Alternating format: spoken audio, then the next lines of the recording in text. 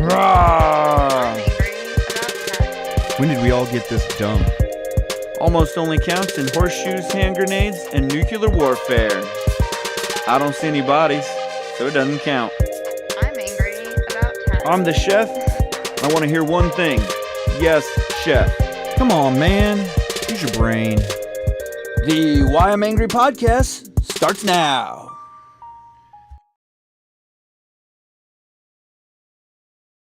All right, everything moves slow today. That is what today is. It's everything moves slow day. This is the Why I'm Angry podcast. Yeah. This is the chef. I am here in the Freestyle Man Cave studio, in lovely Ohio. So we are, or I guess I'm coming on here live tonight by myself. I'm kind of a little behind here. Just spilled my root beer as I was hitting the button to go live. If you are uh, on uh, anything or on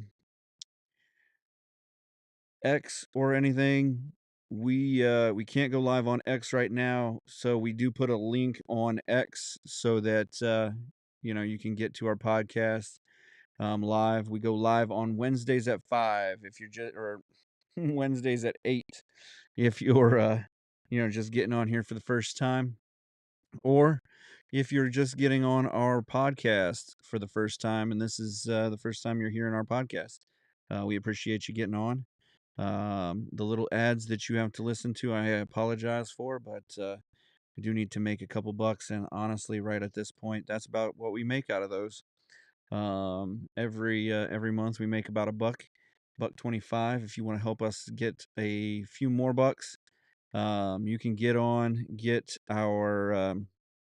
exclusive um kind of podcasts, get our little in between podcasts where I get on and I'll say something and or give a comment or reiterate something, or I'll talk about like the debates and stuff like that. I'll get on like the day after or that night or something like that, and just give my opinion what happened. Kind of dissect it in a way that's a little. It's still my opinion. It's news is always going to be an opinion, but at least dissect it in a way that you're seeing it through the normal person's eyes. You're seeing that there is you're not getting the spin for one side or the other. I'm going to tell you, if one side did terrible and it's the side that I normally follow, I'm going to tell you they did terrible. And if the other side did terrible, I'm just going to tell you they did terrible. And if they did great, I'm gonna say chalk it up to a win for the bad guys, for the other guys. And honestly, I don't really have a side as much as I try to decide what's going on.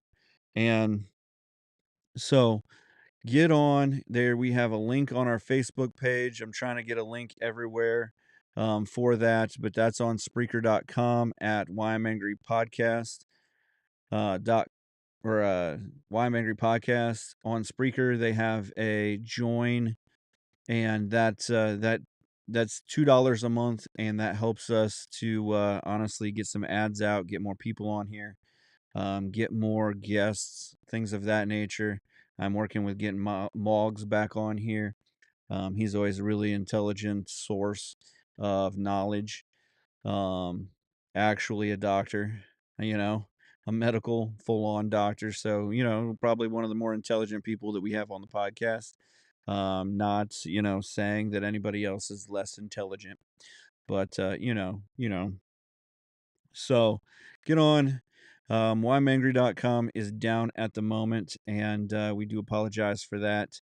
But we are working on the funding and things of that nature for that. So your $2 a month would go towards something like that, helping out with getting us up and running again, getting the merch store back up and pushing, and all that good stuff. So if you'd like to buy merch, or if you want to help out beyond $2 a month or anything like that, email me at whyimangrypodcast@gmail.com. If you have any questions that you'd like to ask about the show or what's going on, let me hit that button. But enter them in the comments. Um, I get most of them come straight to me, and right into the broadcasting studio here. Especially the ones on Twitch and YouTube. Let's see. Looks like, yeah, we got Facebook going. For some reason, there it is. There it is. Facebook's always a little bit slower, but they always, they all come straight to me. Um, the ones on Rumble, I can see. I just can't always see them. So if you do hit me up on Rumble, give me a second to respond and all of that. So I do shoot everyone from X to Rumble. It is kind of where we get the most following. Um, so that's where I'm at on that. Plus, they do help with it. They do monetize our podcast so that we get a few more dollars, and every little bit helps. All right,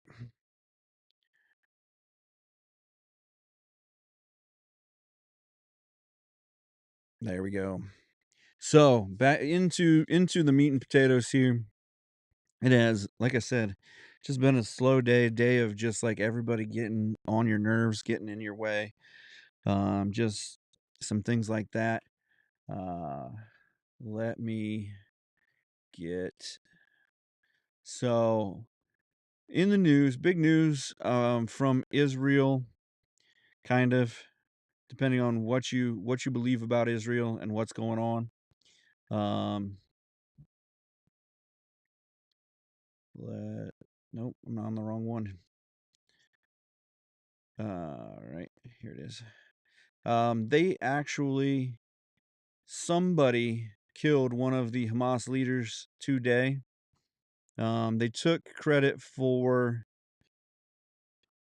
one of the leaders being killed. One of the leaders being killed in Lebanon, I think it was, um, the other day, but they have not taken credit yet for the one that was killed in Beirut last night.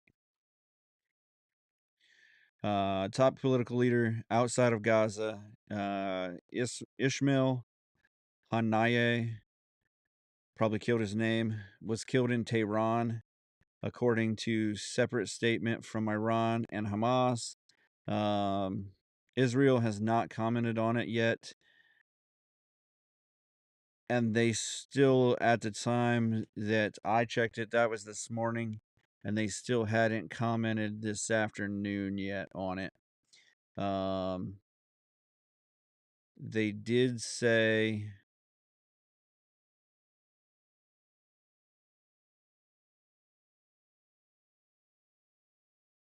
I mean, they have warned, Israel warned that there was going to be a high price paid if there was an attack like this. I mean, they've always, and I don't know that I've ever heard of Israel lying about an attack like this. That they were going to that there was going to be anything but, force met with force. So when you start to see high level Hamas leaders start to die, you know that this is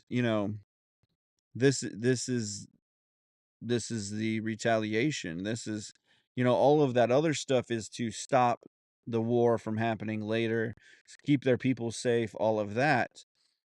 When they start killing all when high level Hamas leaders die, and you're like, Mm, it could be Israel. This last one, they shot a rocket into the room and blew it up. He's dead. That's Israel. They could have probably shot a sniper round in there, and he would have died, nobody would have known, nobody would have had to say anything. But they blew up the room. They're sending a message, and they did it in Tehran. So there isn't like, obviously they may not say that they were there and killed him. They may never admit 100% because they can't admit that they were on another sovereign country's property. They were operating their military or their Mossad or CIA, whatever they're calling it these days. But they can't say that they were on another another country's, property operating in another country's borders without then saying that they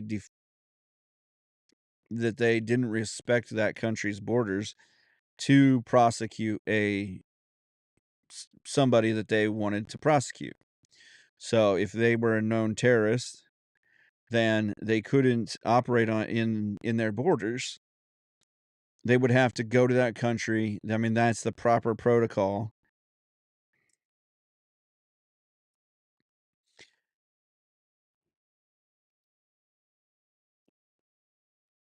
And they would have to go to that country, that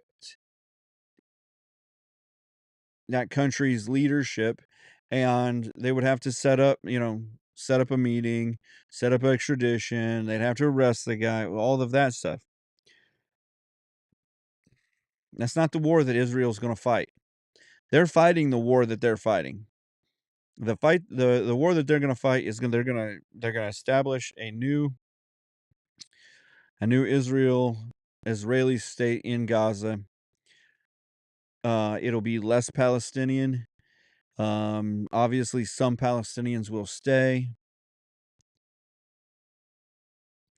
and there will be a safer place for Israelis.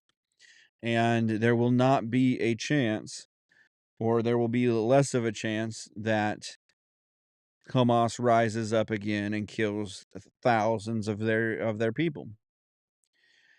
And so that's what they're doing here. That's the war. But all of this other stuff, I mean, you're starting to see top level Hamas leaders go down. That is um that's the retribution. Um so I mean that's and they, and honestly that's probably what Benjamin Netanyahu is best at, is the politics of, we killed your dude, but we're not going to say anything about it. And he's going to be the one that sits there in the room and doesn't flinch when they ask him, "Did you, are you committing war crimes? Good, bad, or indifferent, anti-Semitic, talk or whatever you want to do, you do. But this is the truth about how Israel operates, and we shouldn't be surprised. I mean, you should have known, and I think I even said you should, the second that the strike on Israel happened, that one day, it may not be today, may not be that day, but one day there's going to start to be strikes. It may be a one day thing where all of the leadership goes down, and it may be, individual as they get them. But don't think this is just going to be Hamas. The Houthis are going down. The, you know, Hamas, Hezbollah is going to take it. And honestly, I wouldn't be surprised if you see some top level Iranian diplomat or somebody take a shot to. Somebody that from Iran that's been funding it or knew about it or has been up in it is gonna take a fall too. And that's when it Iran has to really decide, do you want to take a shot? Do you want to actually start a war with Israel? Because from what I was looking at, it didn't look like they had very much standing in the area because they already they already kind of wore out their welcome. So Jordan is upset with Israel, but they're still playing nice. Lebanon's not coming in because they don't have the military might to take on Israel. Iraq wants to kind of stay out, and kind of stay out of the fray a little bit. Um, so I don't, Egypt's not gonna get in it. Um, Syria's, they're dealing with their own uproar in their country, upheaval, and so I don't see how.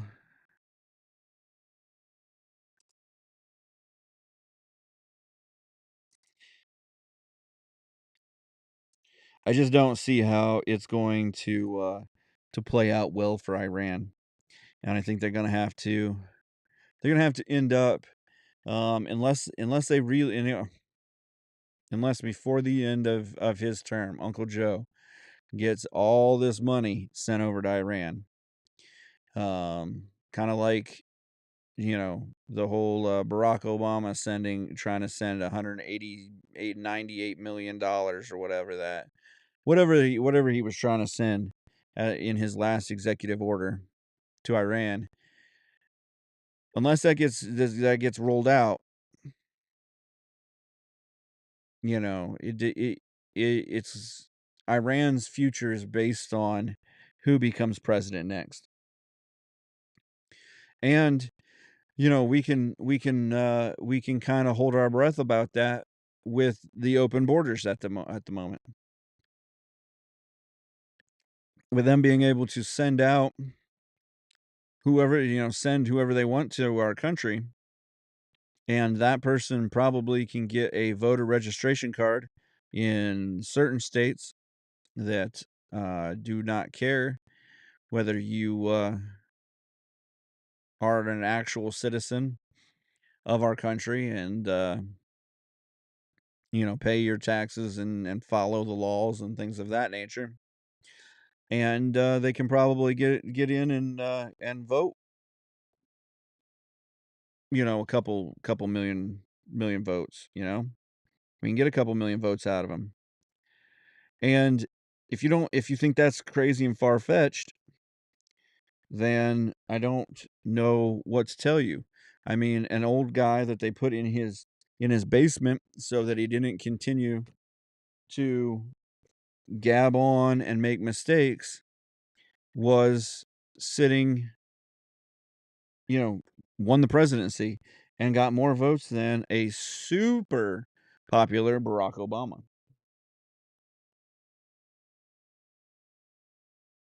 Now, maybe they didn't stuff hundreds of millions of ballots. Maybe they worked really hard on organizing and just get harvesting those votes legally and in all fairness, but I don't know. I don't know. But that kind of brings me to the next thing we're going to talk about is over the last few weeks. I mean, we're small potatoes, and I know that I can say some stupid stuff and rub people the wrong way. But we posted a post on Facebook. Let me work the interwebs here and show you what we posted because it got taken down.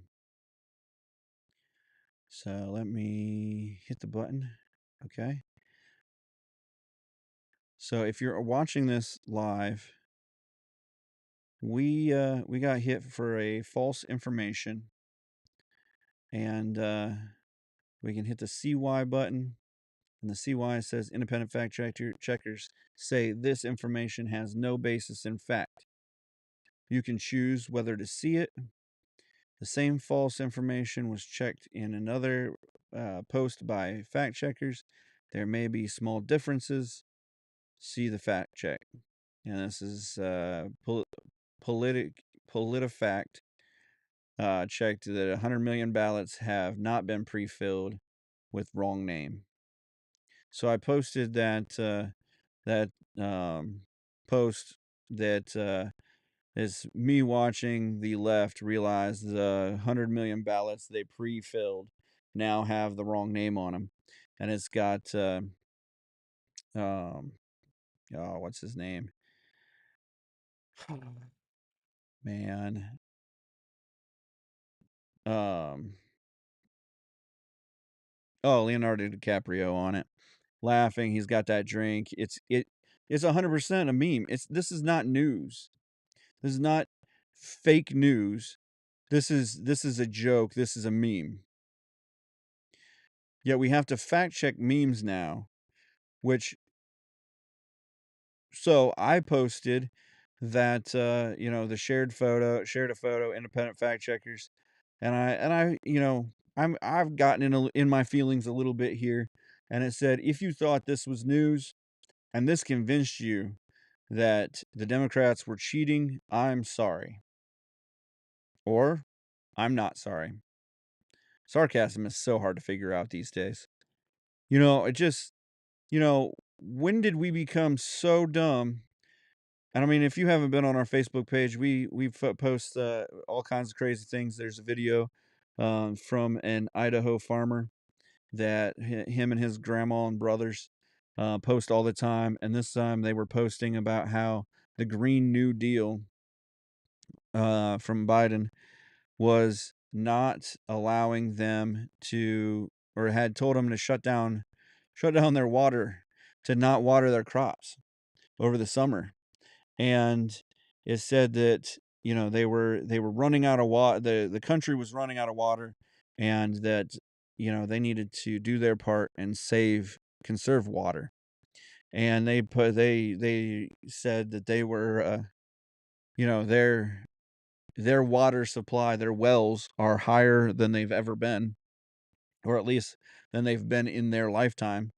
And I think she's like high 60s or something.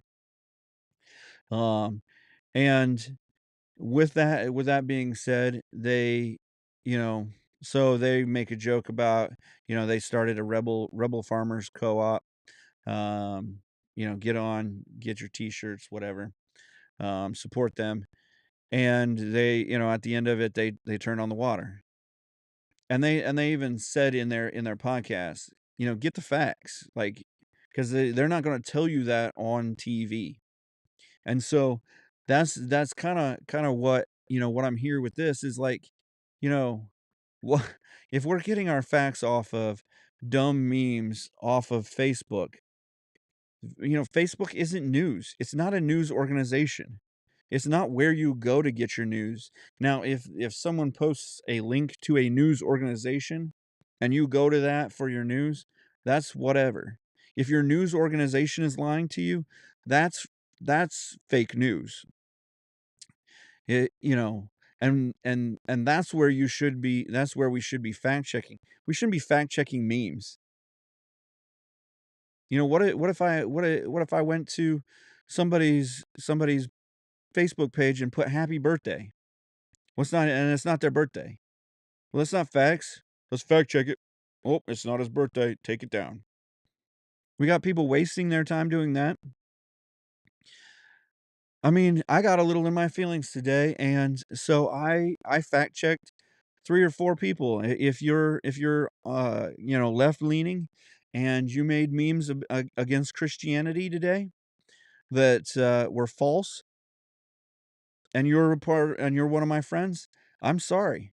I you know, I hit you up with a fact check and, reported you because as much as I normally just, let it go and let you be whoever you are and, agree to disagree and let you know who I am, you know I'm a Christian, you know that I believe in Christ with all my heart and that, all of that stuff, you know where I stand.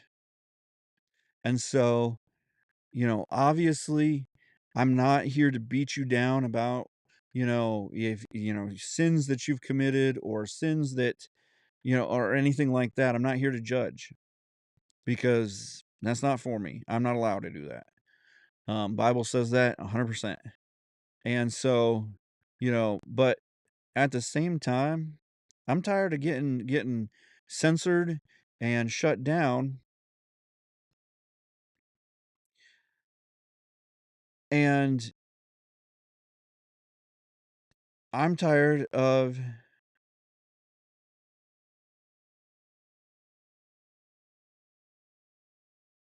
I'm tired of getting shut down and censored, and there's no catch on the other side. You can post any crappy lie you want about um Christianity or whatever, or even any other religion except for Muslims. Don't say anything about Muhammad because they're crazy.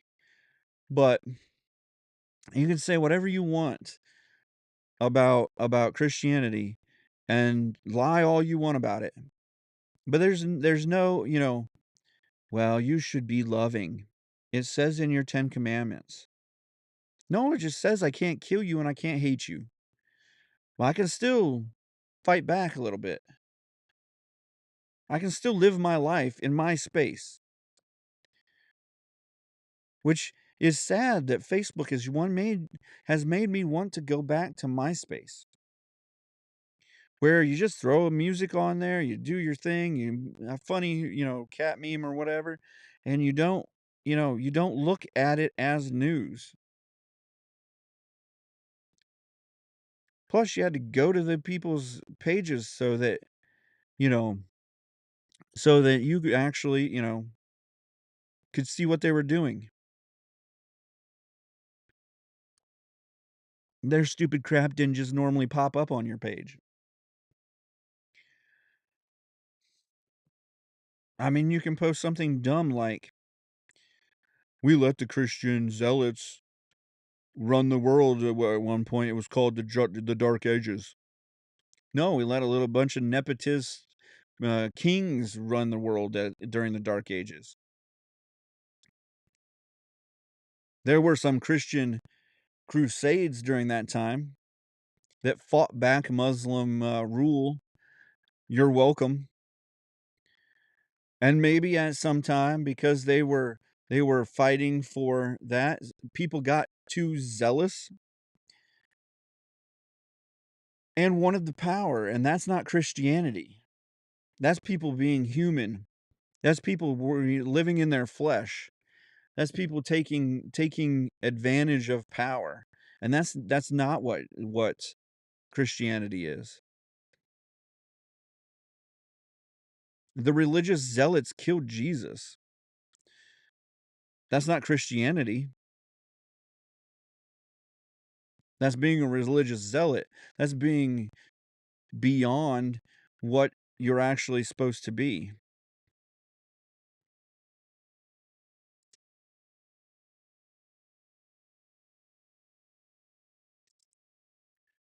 So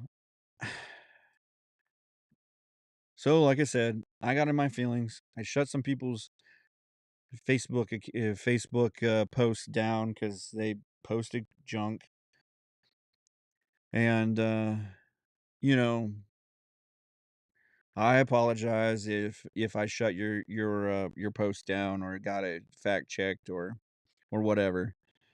But it's honestly kind of I kind of got I got to check.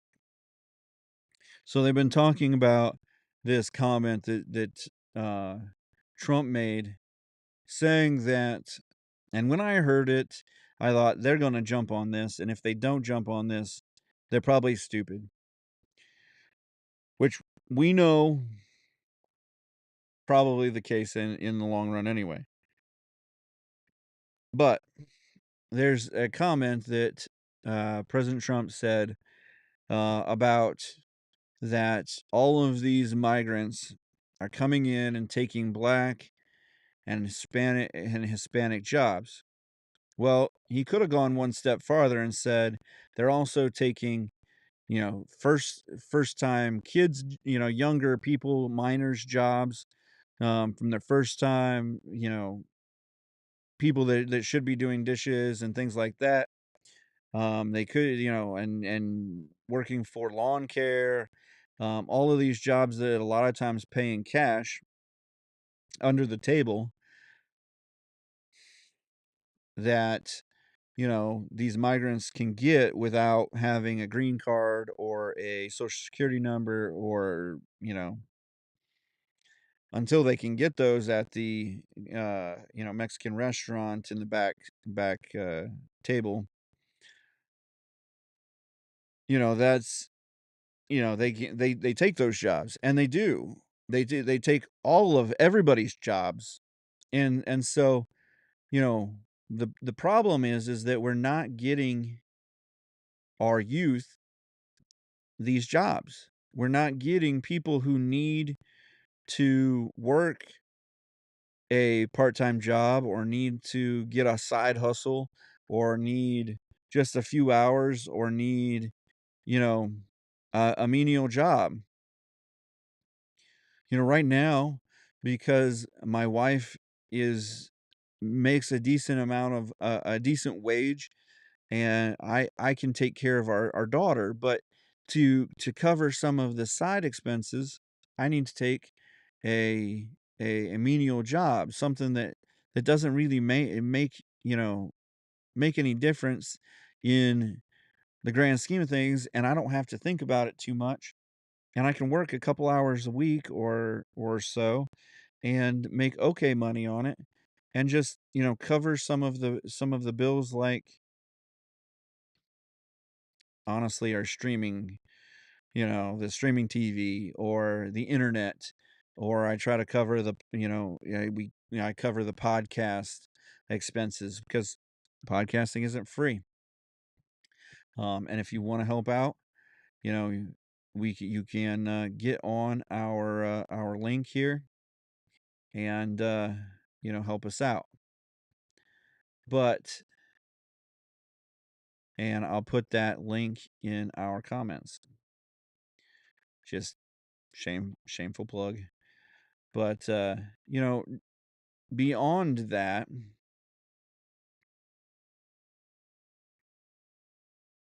they are taking our job. They are taking jobs.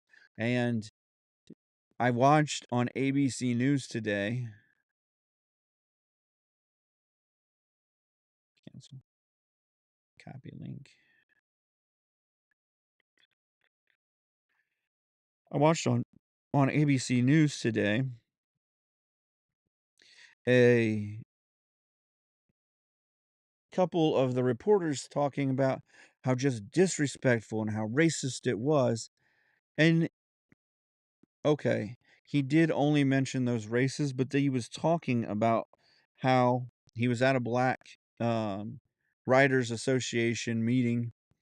They invited him to come and talk to them, and he was there talking about that subject. They came out and asked him that right off the bat. Obviously he's not going to shut it down and walk out on the first question. And then they get the optics of him being an angry whatever. But his answer is that that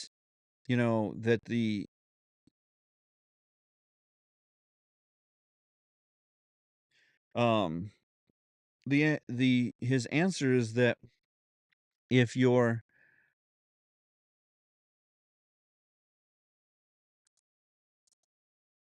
just a second here. His answer is that if illegal people are taking jobs from anybody, it's not great.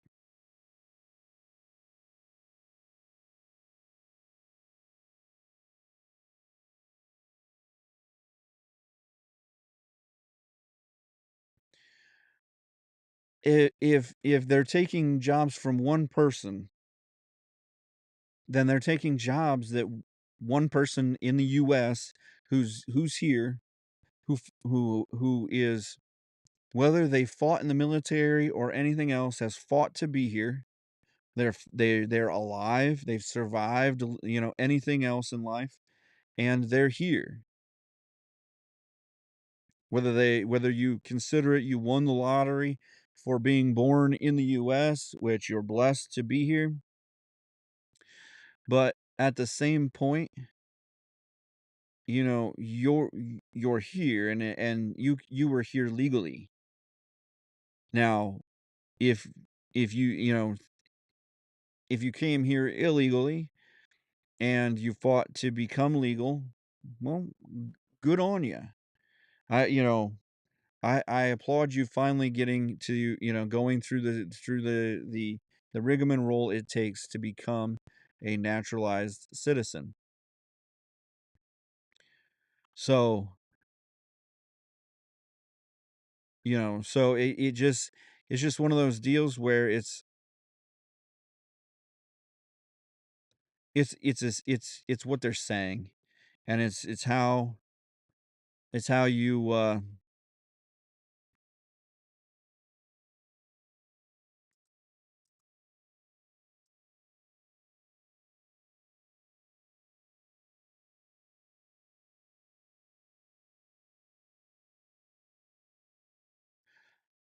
it it's how that it works. You catch him in talking about the people who are there. You catch him in talking to you guys, and, then you can say, "Oh, he literally just talked down to the black people because he said, you guys should be upset because they're taking your jobs." Well, yeah, I'm pissed off that they're taking our jobs. And, if you're not upset that they're taking our jobs or your jobs, then, maybe you should start questioning your patriotism a little bit because you're not, uh, you're not worried about this country. There needs to be some if you want to raise the wages, don't raise the wages with a fake high minimum wage.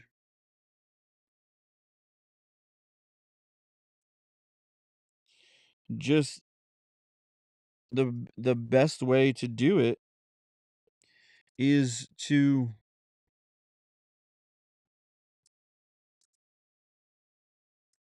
the best way to do it is just I is to have too many jobs available. So people start raising their rates. So they get people from other companies or they get people instead of going to other companies. I mean, that's economics 101. If you can't get people, it's because you're paying too little or your compensation package, the whole package is too small, or you're just a bunch of idiots and you've got a bad reputation for being just a bunch of idiots. One of the companies around here, Fuyao, just got raided by Homeland Security for acting like a bunch of idiots, for working their people too hard. I mean, they're working them like Japanese workers. And if you're not part of the Japanese worker group, they're treating you worse than that because I don't know if you know how Asian culture works. If you're not the Asian culture that's in charge, you're the Asian culture that's being moved to slavery. Now you can fact check that if you want, but the Asians are the biggest minority group or ethnicity in slavery as of today. What? In America, we would have thought it was the African Americans or Africans that are the biggest group of slaves in the world. Nah, not even close. Not even, I mean, just the only people who take African slaves anymore is Africans. Mind blown. Fact check. Get on there and check your facts. Asians are the top tier. They will take other Asians as slaves in a second. And we, as a world, as a country, as that is a big world player, we've started wars over countries who take other groups and make them slaves, who use genocide, and it just we're not standing up. And why? Because we're too worried about the fact that we can't kill our own babies. We're too worried about the fact that we want 200 million people to 20 million people to enter our country illegally so that we can get the votes we want. We're too worried as a country to keep our job as a congressperson without doing anything that actually helps the country, to keep the power that we won't do anything that upsets anybody. We're, you know, we're too worried as a country that people will see what's going on and stand up against it.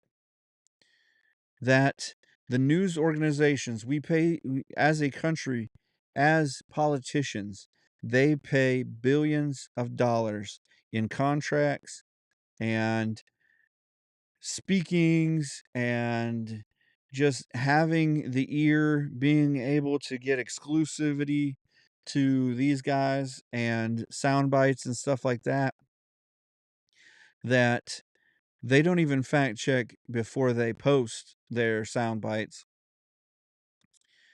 but they get paid to just shut up and not report the actual news. They don't report the Asian slave issue. They don't report the that our population of people are being sold into slavery and they're being taken in sex trafficking.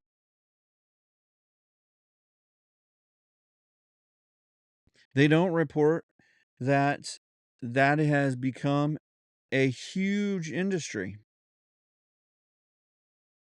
Epstein's Island was nothing. It didn't even cause a ripple in the industry.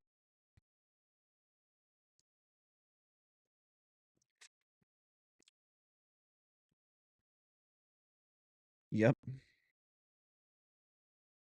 But we're going to report that JD Vance said some things about Trump that he won't take back 30 years ago, 20 years ago. I don't know how many years ago. He doesn't seem that old, so it's got to be only like 20 or 10 or 15 years ago. I think he's only 46 or something like that.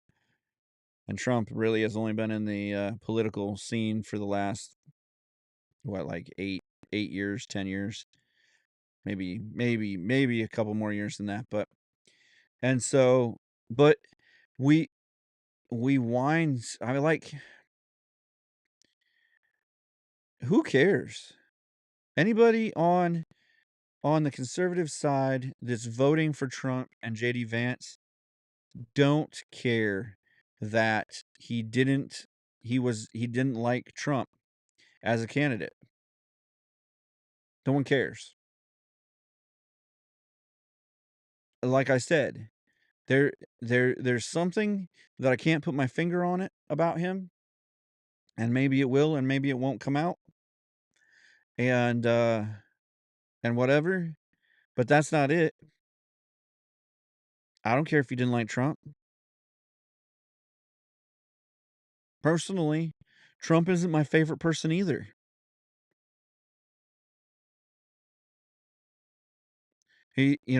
Honestly, he's not conservative enough for me.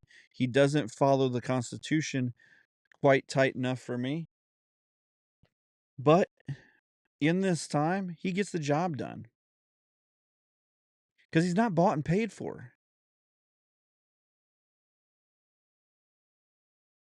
If he gets, if he can get the Congresses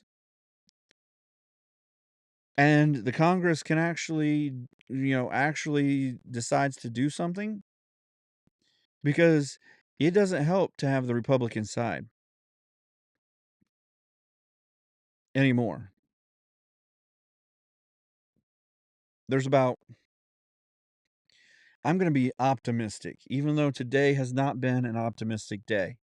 I'm be optimistic and say about 3/4, maybe 2/3 are still fighting for the good of the country.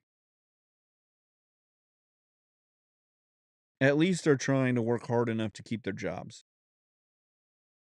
fairly and get the votes that they need to keep their jobs.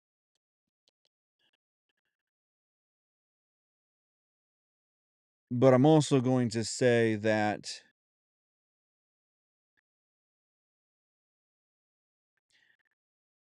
I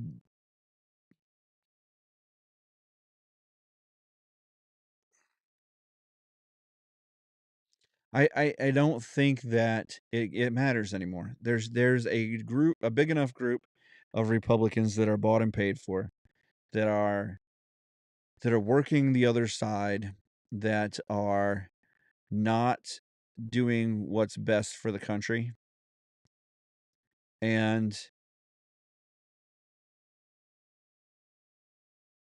they're they're just not doing what's best for the country. And so we're, we're we're sitting here and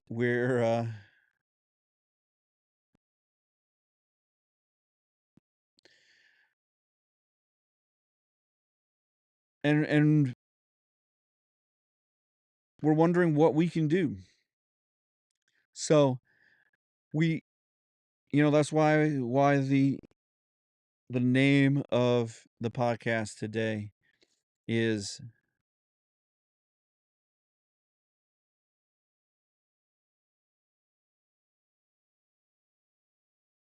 the name of the podcast today is that we need we need to look and see.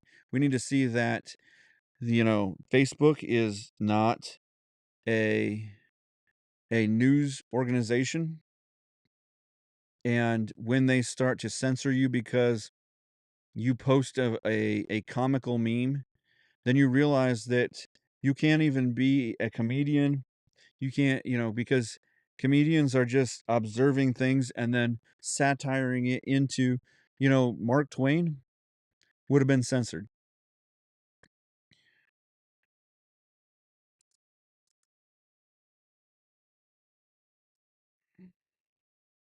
And in that censorship, you don't have a voice. You are powerless, because right now Facebook, they can censor anything they want because they are a private organization. And because they're a private organization, they don't have to abide by First Amendment rules. And unfortunately, because the country doesn't have an open public, you know, forum that the country wants to run or whatever, and not unfortunately, but not unfortunately, but, honestly, there isn't a public forum online. You can go online, you can post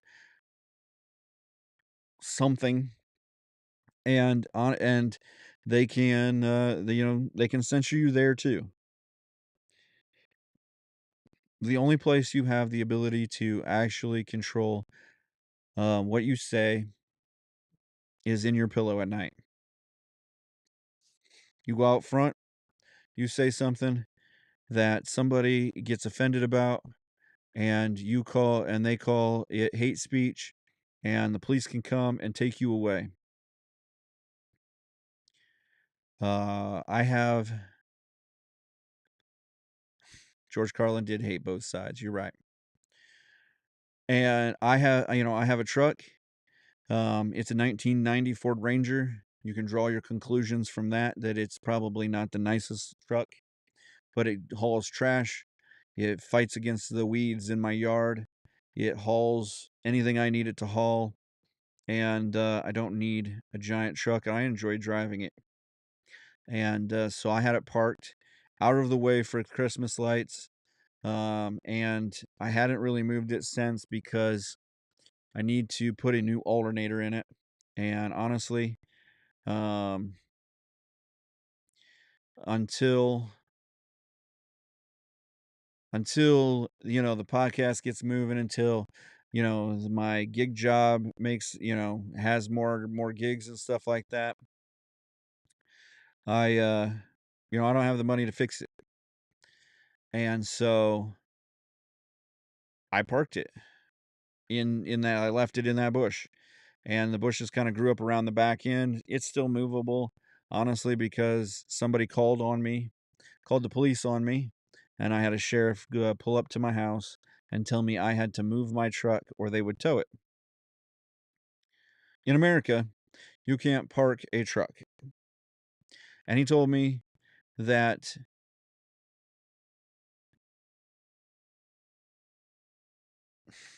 right. He I make sure that my truck has no electronics so they can't shut me down. But anyhow, they in America they can call they will not allow you to park a junk vehicle on the street because it hurts property values. So, in the name of property values not being too low, I charged up the truck and I made sure that everybody in the neighborhood heard my truck pull 45 feet up the street and park up the street in front of my house, so that you know so I had done my civic duty, and property values are back to what they are supposed to be, and they are safe, and whatever.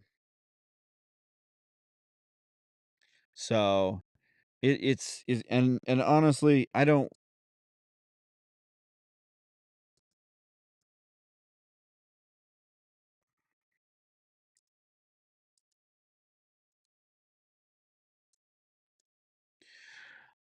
So honestly, I mean, I don't care that it's that it's about property values or whatever. That's it can be whatever it's about. But when it comes to somebody telling you you have to do something, or somebody telling you that you can't do something with a property that, I purchased this property. I own this property. I'm not renting this property. I don't, other than I said the other day, you're not, if you own your home, you don't own your home. Even if you own your home outright from the bank and everything, you still leasing your home. You're still on a lifetime lease of your house that you may be able to transfer to your kids someday or whatever. but the country, the actual property is owned by the government. And if you don't believe that that's what they see, then look at eminent domain. Look at, you know, anybody that, lives next to the highway where they just keep encroaching out more, adding more and more lanes, taking more and more easements. You know, you lease your land from the government because you live in this country. Now, some countries, you know, I don't know right off the top of my head, but I do know some island nations, you can own your property and they can't, they cannot add they can't be on your property if you call them off. There's other countries where, they'll come in, knock your door down, shoot you on the spot, and take your property.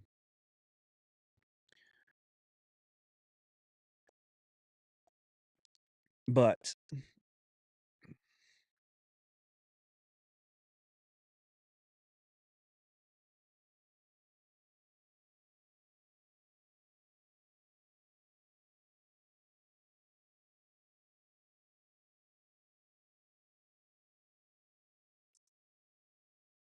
sorry, dealing with issue.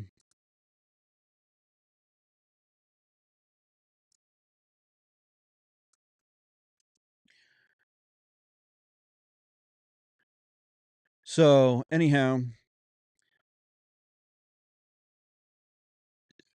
like I said, you don't own your property. You don't own that, anything. And so if you think that you have freedom until you start standing up for it anymore, they've chipped and chipped and chipped and chipped away at it. And it is slipping. And right now, it's time. I don't know if it's too late because I don't know what they can do about winning this election. And honestly, I care about who becomes president, but I don't care as much about who becomes president as that we need to start voting out some of these old cronies in Congress.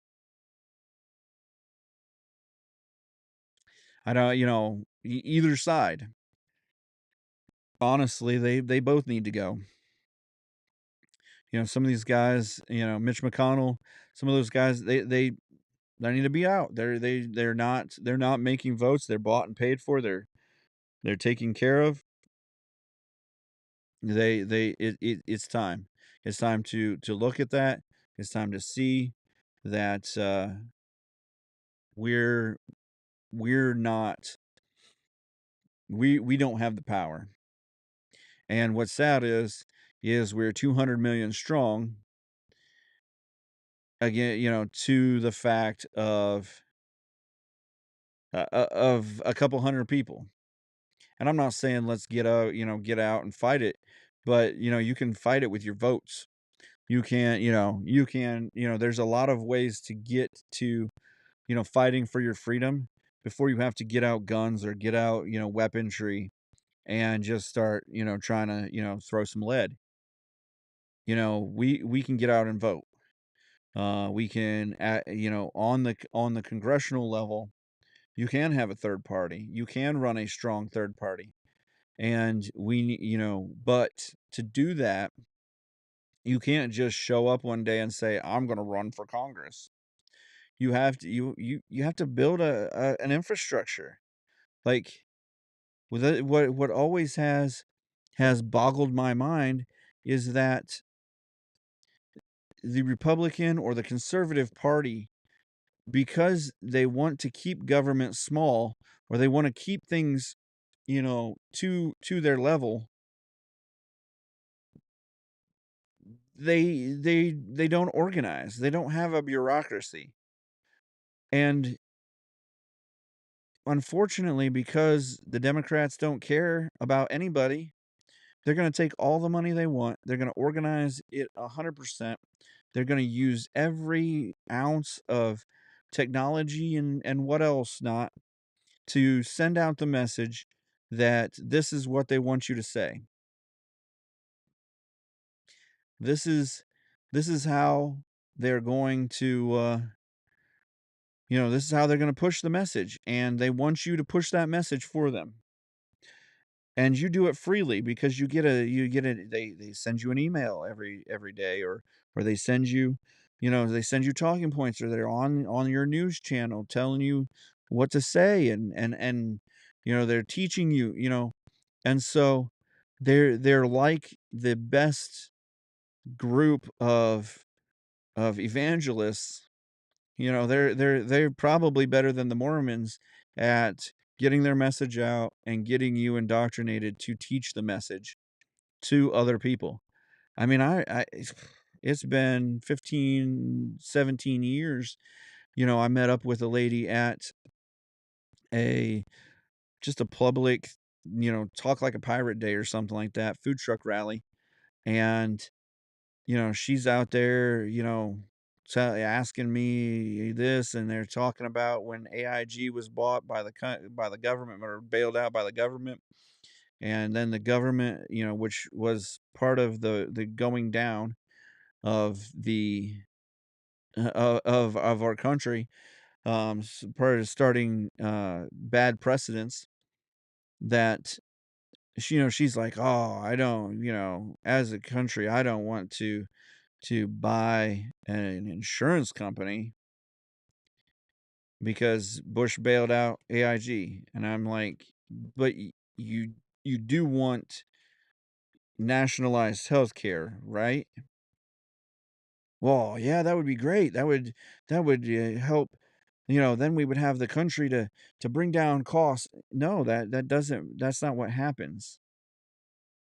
What happens is that when the country is the only name or only person who writes the checks, they decide the prices, and people decide that that price isn't worthwhile. Why do you think there has been a shortage of penicillin? Why do you think that is? Because they put a cap on how much they can charge for penicillin. Whether whether the price has gone up, whether, logistics have gone up, whether anything like that. Well, if it's not worth making because the price is so low, then you won't. That's the reason I don't wanna run a food truck again. I don't honestly want to work that hard in the restaurant industry, because selling a 900 a $90 or $9 burger, how many do I have to sell to make $90,000 a year?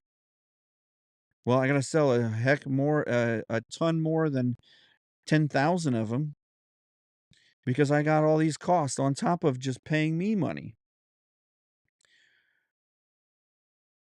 So you think about, you have to sell 9, 10, 15, and then you look at the way that the food industry is anymore, and you wonder, "Oh, that's why Taco Bell now charges $12." My meal at Taco Bell went from $12 to 22. Me and my wife used to be able to eat at Taco Bell, just a quick snack, just couple tacos, couple burrito, just get full, not buy anything crazy, 12, $15. It was like $27 the other night, and I got 2 things, and one of them was a Taco Supreme, which used to be 79 cents. I mean, that's a long time ago, but used to be 79 cents. So, it's it and that's the truth. That's economics. If something's not worth making, nobody's gonna make it for the good, or not very many people will make it for the good. And so if not very many companies are making it for the good of the people, because they just love the people, and that, $50, $100 penicillin that you can get. They're just taking a loss on it. Well, there aren't that many companies that can take the loss on it. And unless the government is going to mandate companies that sell drugs to make every kind of drug or that kind of drug, then they're not making it. And that's going to happen far beyond just the penicillin. That's going to happen in all kinds of drugs. And being one of the leaders of making of producing drugs in the world, we're going to, as a country, lose that. That's going to we're going to lose that status. And then where are we going to get our drugs from? They got to come from somewhere. Well, where are they going to get them from? China or from wherever. And then we're going to be in this situation where we tell China that they sent us an epidemic, and they say, no, we're pissed off that you keep telling people that it's a Chinese virus, and they're going to stop sending us the antidote.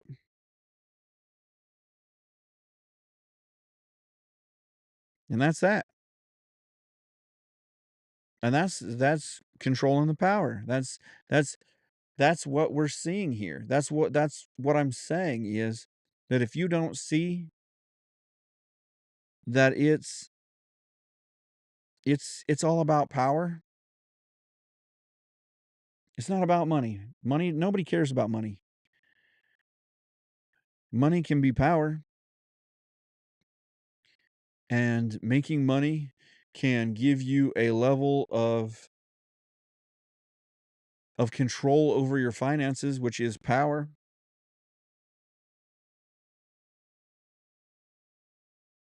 But no one, no one cares about the actual making money for stuff.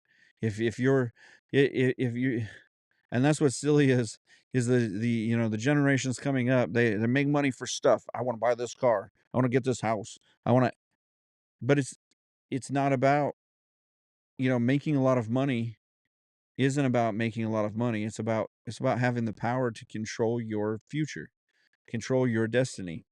It's about having the money to live a fulfilled life, to feel like you're fulfilled, like you're successful. It's also about having the ability to pay the bills and be secure. And that's it. Once your security is fulfilled, the rest of the money is for power, is to control, is to be able to you know, keep on going. And some people use that power for good. I'm not saying that, if you make a ton of money and you start a company so that people have jobs, that power is a bad thing. Power is not always a bad thing. It can, it can be a good thing. It can help people. But governmental power never been a good thing. Ever. And that's even what the founding fathers said.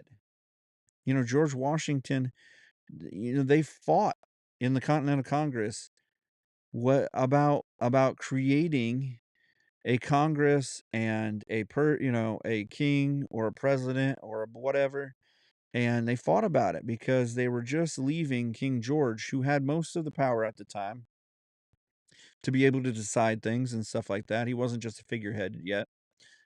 And while being able to decide those things, he was being kind of a tyrant.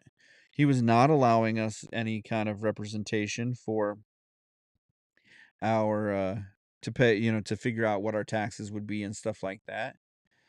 And so they even had the argument that why would we want to give up a tyrant 3,000 miles away for 300 tyrants 2 miles away?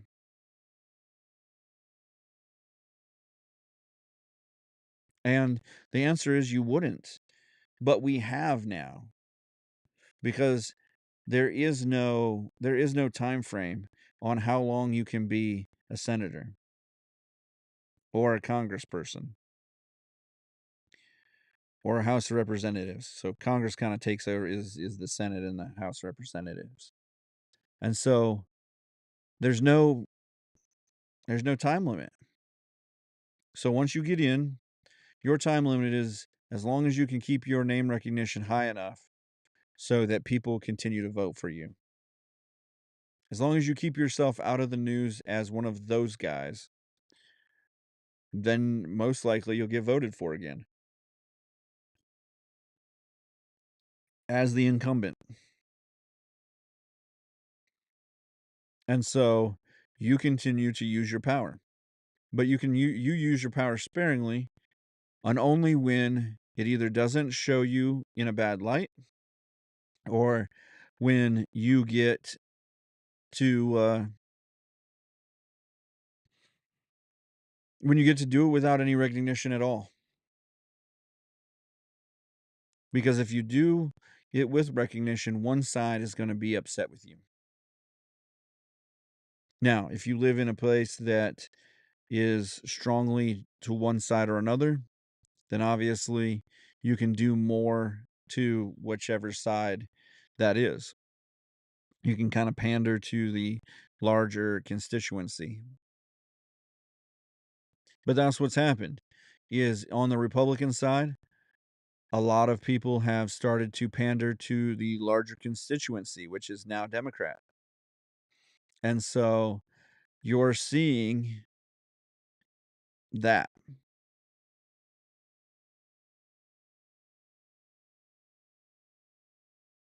And maybe there's more of those people out there. And maybe that's the way the people want this country to go. I obviously am not one of those people that wants the country to go that way because I can see you can see it in other countries how it doesn't help. You know, if we just took regulations off of things like farming, if we took the regulations off of farming and we allowed the farmers to start setting prices that actually made sense, food costs would go through the roof, which is fine. If you also take the regulations off of workers and like wages and things of that nature. So if farmers could pay a lower wage to high school kids because they're high school kids, they don't need a living wage. They need some money to, get their car, gas, whatever. And they were allowed to pay a lower wage for kids or for whoever's working, in a menial job, then they would be able to recycle their workforce through. They're going to teach good habits. I mean, it's honestly, you know, throwing hay teaches you a hard day's work. And so, we're going to train up a group of people who know at least have seen a hard day's work. Right now, we're training up a group of people who go to college without ever having had a job. And so when they get out of college, they think that they're owed something. And honestly, I can't say that I was a full ton different, but I can say that I at least knew what a hard day's work was.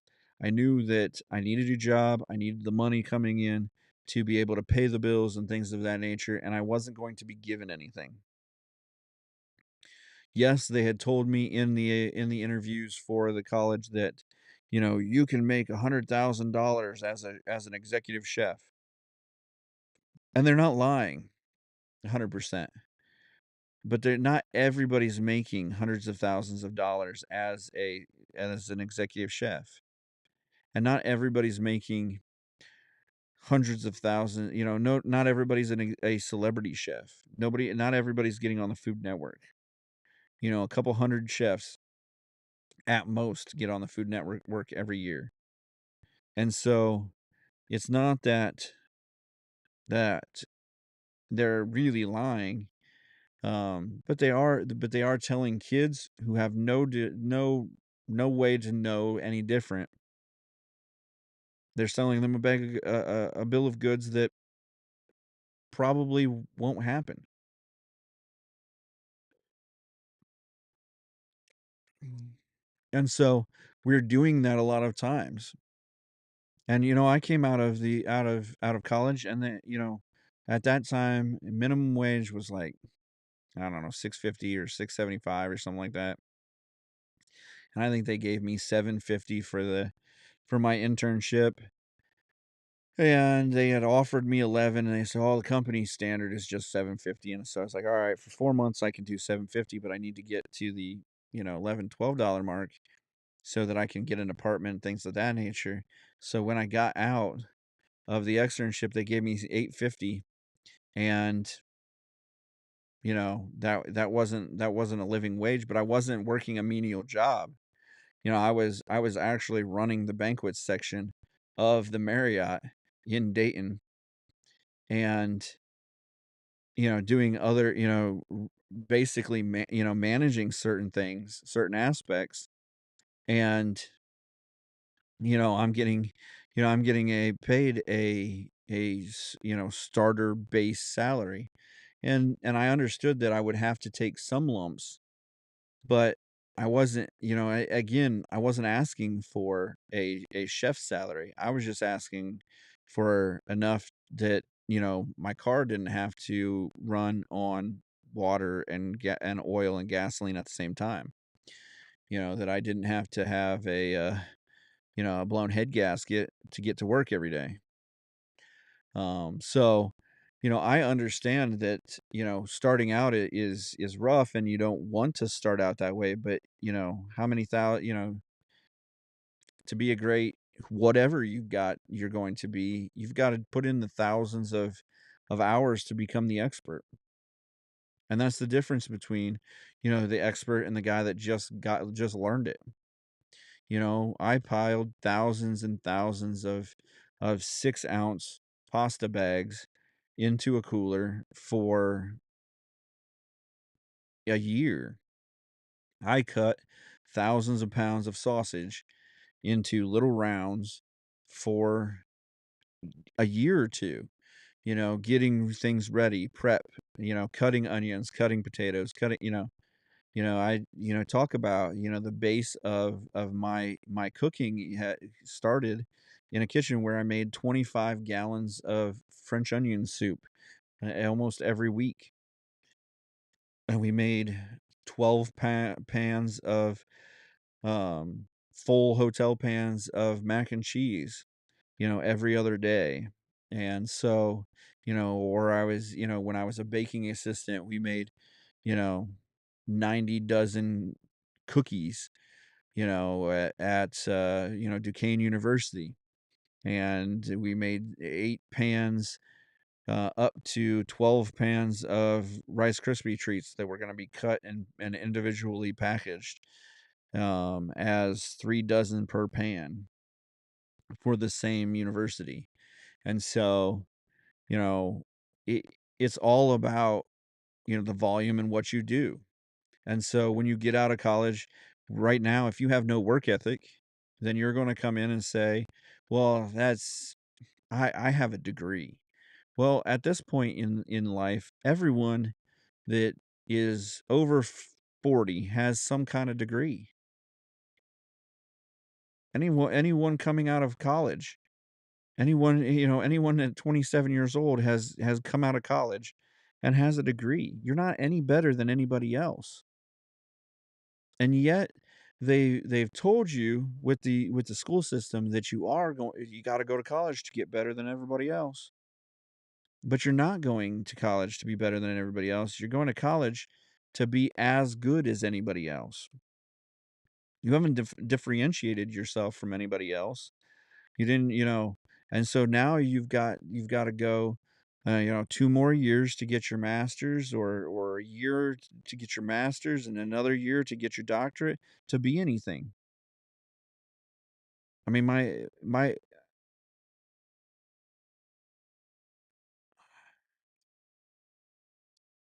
boss wanted or my wife wanted to whoops. My wife wanted to, you know, get work in the mental health field, and because a lot of people go into psychology and get a psychology degree because not that it's not hard, but it's a you know, it's almost a you know, medical style degree without having to go into the medical field. You do um, some physiology or anatomy and stuff like that, but you don't have to do the full on doctor stuff. But to get anything in that degree that's not entry level, you either have to go to HR,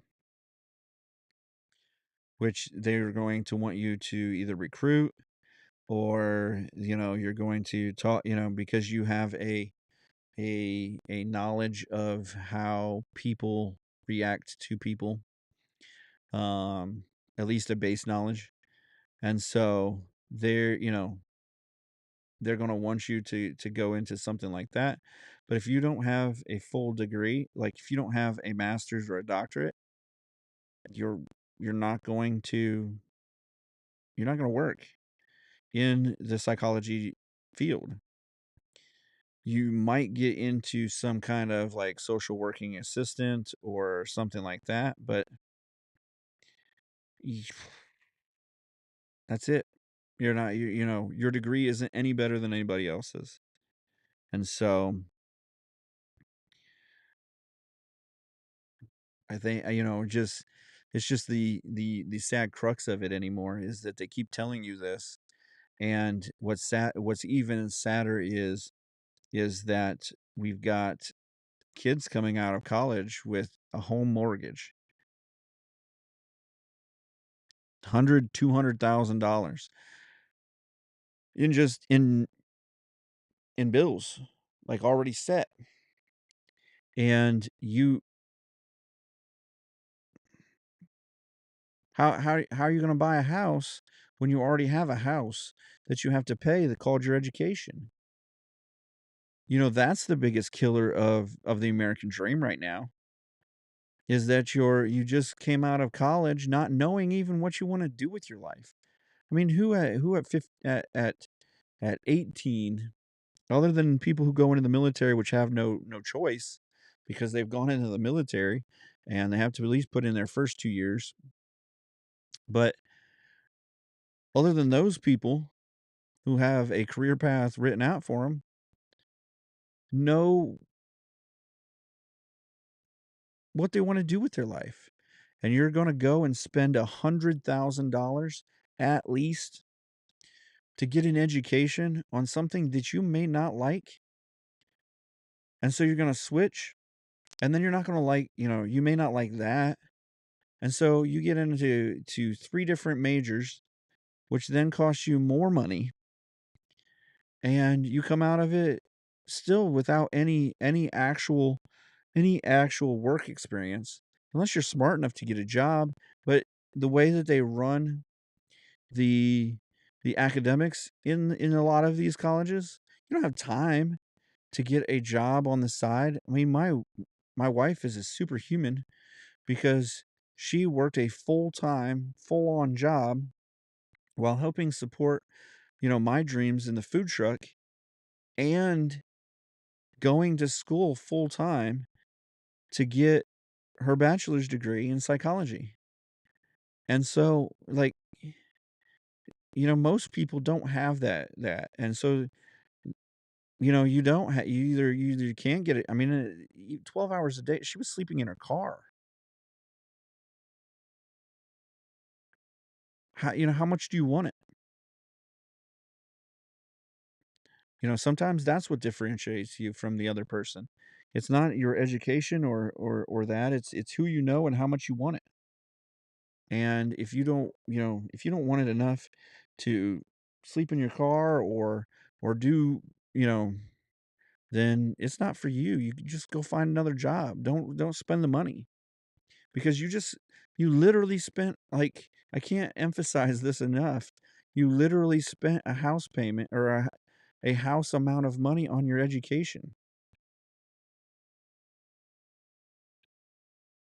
And she was smart. She went to community college and transferred to a little bit bigger college to get her bachelor's, a better known college to get her bachelor's, and did it the right way. But we still have bills. We still have student loans. And,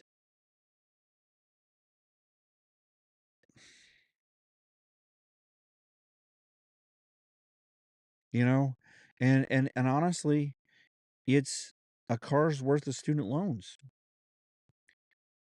It's not, I mean, it's kind of silly to think of it that way, but at the same time, it, it's how you have to think about it. I could own a car or I could have I could have an education. And the education should be enough that that you could have a car and an education. But at this point, the way that the amount of money that you're having to pay on your education, if you get a job in your field, you're lucky. If if you weren't 18 and decided to go into something like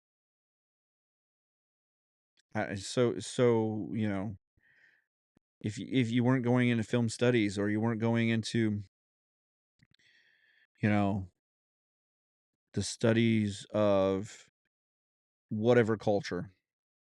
I mean, how many jobs in the world actually study certain ethnic cultures? I, I mean, it's a great study. It's great to know all that you can about an ethnic study, but how often do those jobs come open? I mean, at certain colleges and certain, you know, museums. So you better be sleep in your car excited about this kind of stuff and and push into it like that because otherwise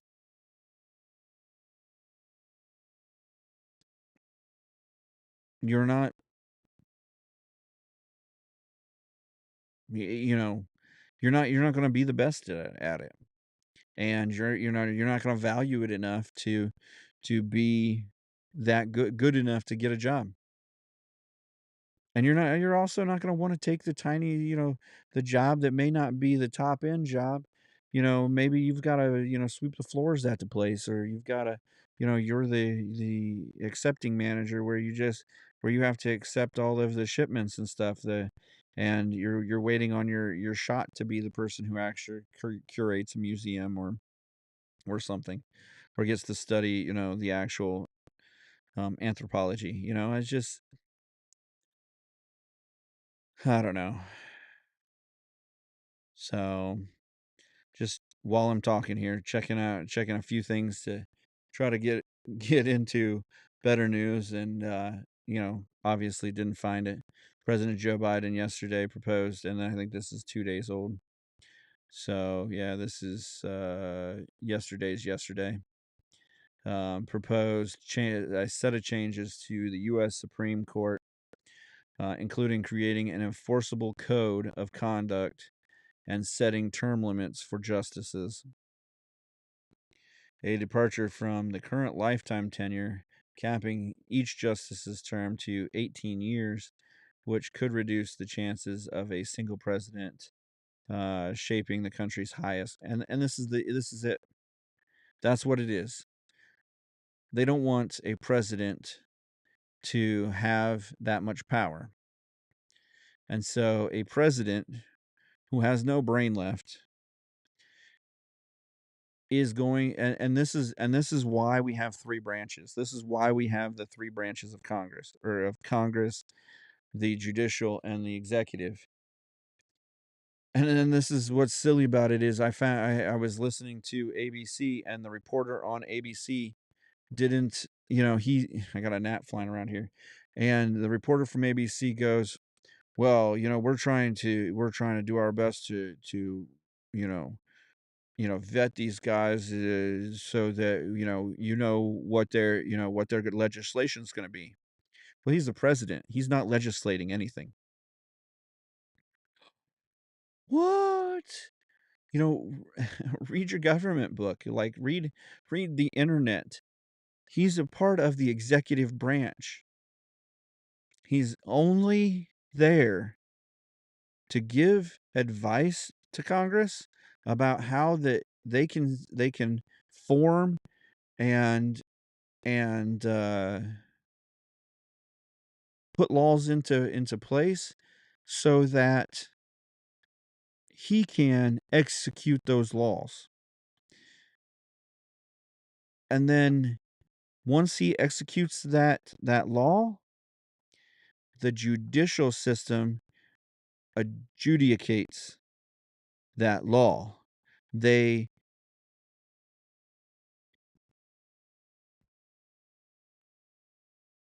they review the laws, and they put forth the power of the law.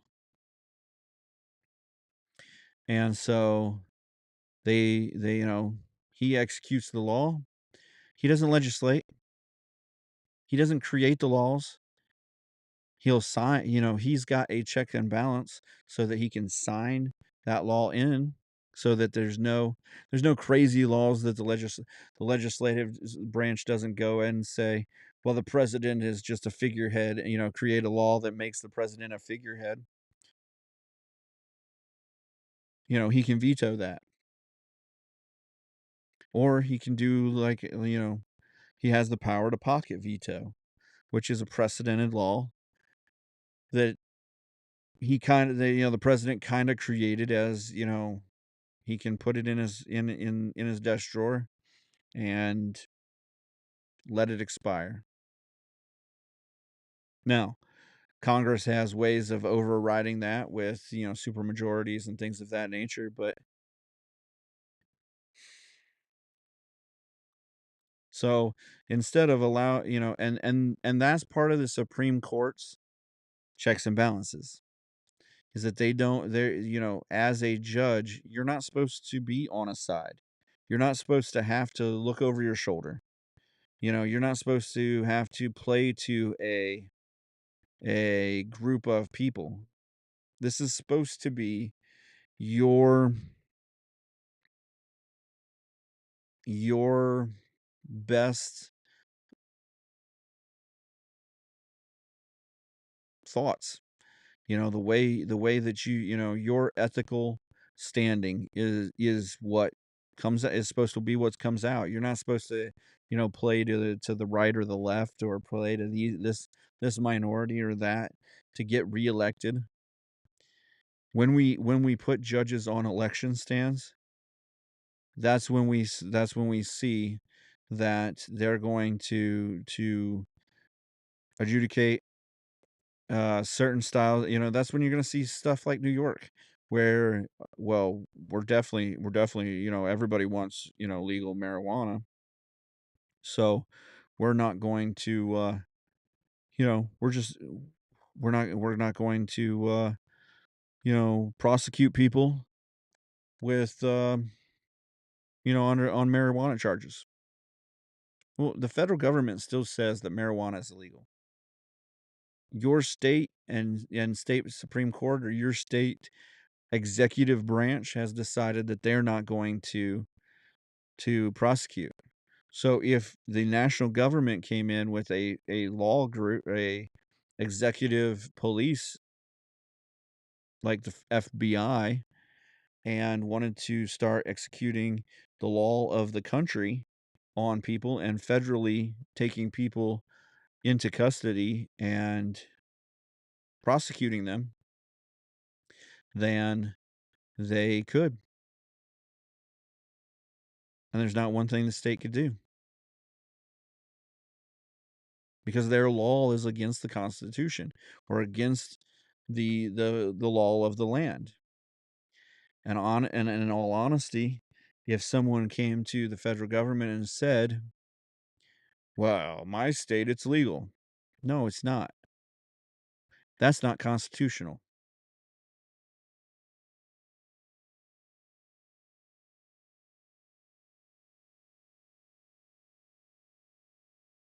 So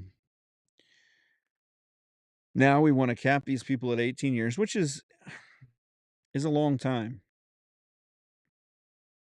And honestly, probably most of these judges don't preside over the courts for more than for much more than that.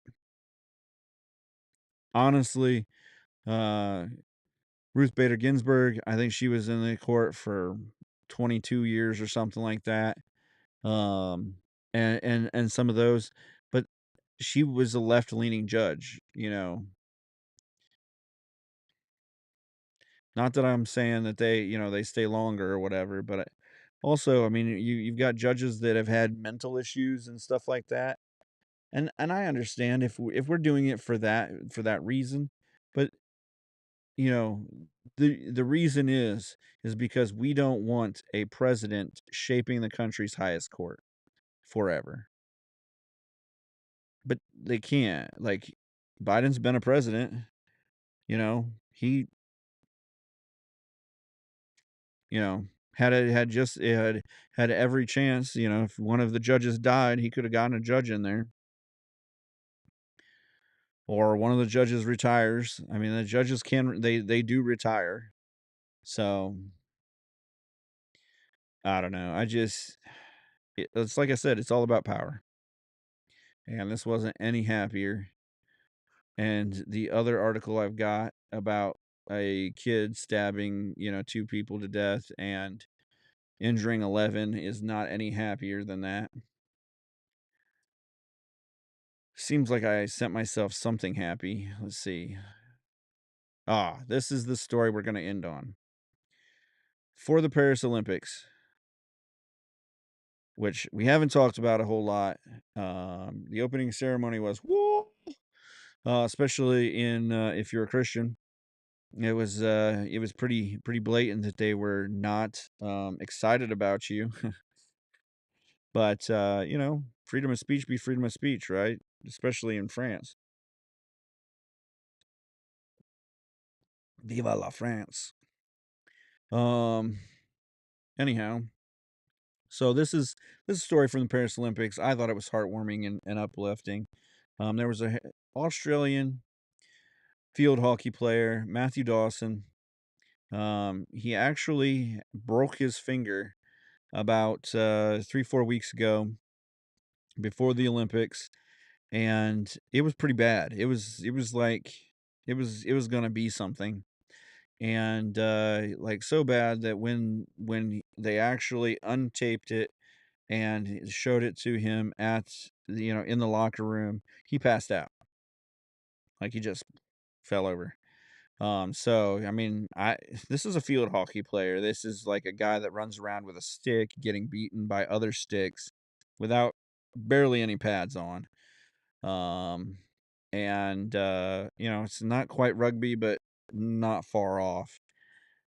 So they yeah, they so they gave him the options. The options were that it's pretty bad, we could amputate it, or it looks like we have a shot at fixing it, keeping your finger. The problem is with this is that you're going to have like 6 months to a year of rehab. Still not guaranteed that it's going to work all the way. But we're fairly certain that we can save your fingertip. And the guy said, "What's the other option?" And he's like, "6 months puts me way beyond the Olympics." And as a field hockey player, there isn't much that's going to get me a chance beyond, like there's not much bigger stage than the Olympics. for field hockey. There isn't some like, yes, there's a world championship or whatever. I mean, they have those kind of tournaments and stuff.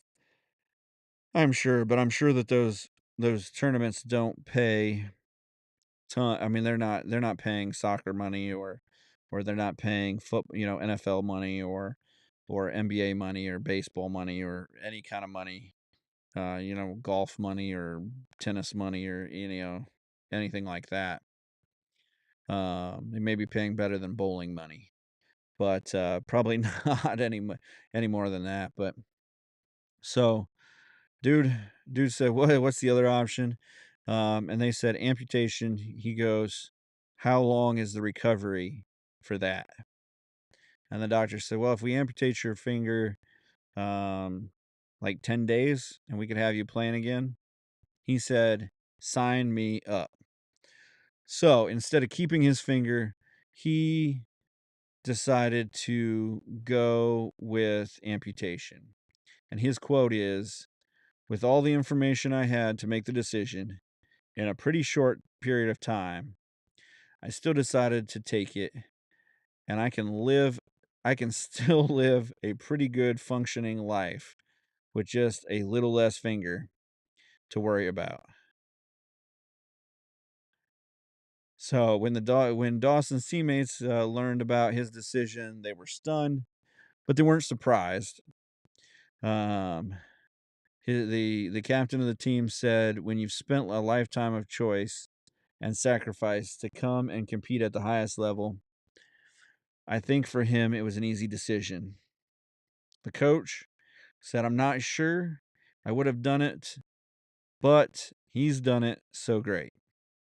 It's literally his ring finger, and it's literally just the tip.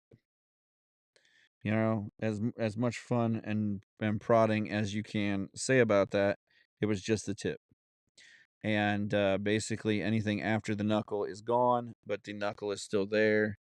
And he's competing in the Olympics. And he's right. You only live this life once, and he can still have a super good quality of life without a tip of his finger. It's not like he lost a leg or a hand or, an eyeball or something like that. Or he's got concussion issues or anything like that, which they don't say he does. He could, most likely with playing field hockey, he does, but so. And he said, "If taking the top of my finger was the price I had to pay, that was what I would do." So, feel good story. Man sacrifices all his finger, or actually just the tip of his finger, to make it to the Olympics. And with that, you know, I haven't seen what the field hockey has is up to yet. Um, so I think that we all need to root a little bit for the man with a little less finger. Be on the Australian field hockey group. Be excited for them and root for the Australian guy with a little less finger. So again, with that being said, you know, another shameless plug, and then we're out. Get on our Facebook page. Get on our Facebook page. Get in the comments here. Get over to Spreaker and help us out with a little financial help. $2 a month gets you a couple extra podcasts a month. Supports us in our fight to get people a brain, to get people some education, to get people thinking a little bit about oh, Australia lost yesterday in the field hockey. But your $2 helps to get the knowledge of people taking their fingertip off to get a little farther ahead in life. So just get on, support us Every little bit helps. If you can't help financially, um, get on and just like us, subscribe, share us to your page. If you like us, hopefully your friends will like us. Hopefully you're not just a closet guy, closet conservative in your group, or your closet constitutionalist, or whatever you are that you made you come and like us. Um, Hopefully you're not the only one. If you are, send us an email. We'll be friends. And you can send those emails if there's a subject that we haven't hit or we've missed, or just a subject you want us to hit. Coming up soon, we're gonna have our conspiracy theory podcast. And with that, send us your conspiracy theories, why I'm angry podcast at gmail.com. Shoot them. They come straight to me. I'll vet through them, see what I can do, get them on our podcast. And, you know, we'll be talking about your news. So remember to follow, like, and share the Why I'm Angry podcast across all social media platforms and anywhere you get your podcast. The Why I'm Angry podcast ends now.